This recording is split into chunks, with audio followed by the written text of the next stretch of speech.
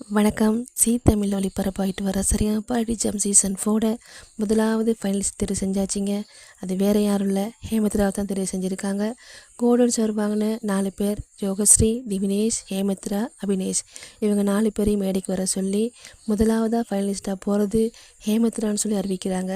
அறிவித்த உடனே ஹேமத்ராவோட அம்மா வரும்போது மற்ற தாய்மார்கள் ஓடி வந்து கட்டி பிடிச்சி ஹேமத்ராவை பாராட்டி ரொம்ப சந்தோஷப்படுறாங்க. அது பார்க்க அழகாக இருக்குது, ஒரு ஒற்றுமையை காட்டுது, சந்தோஷமாக இருக்குதுங்க. அதே மாதிரி ஹேமத்ராவுக்கு பொக்கையெல்லாம் கொடுத்து கேக்கெலாம் வெட்டி கிரீடெல்லாம் வச்சு மாலைலாம் போட்டு சேரில் உட்கார வைக்கிறாங்க. சூப்பராக செலிப்ரேட் பண்ணுறாங்க. அதோட ஹேமத்ராவோட அம்மா சொல்லுவாங்க, ஹேமத்ராவோட தாத்தா பேர் ஸ்ரீனிவாசன், நாங்கள் போன முறை வரும்போது ஸ்ரீனிவாசன் சார் சொல்லுவார், அடுத்த முறை நீங்கள் வரும்போது இந்த 5 சேரில் அமரணும்னு சொல்லுவார். அவர் சொன்ன வாக்கு பழிச்சிருச்சு.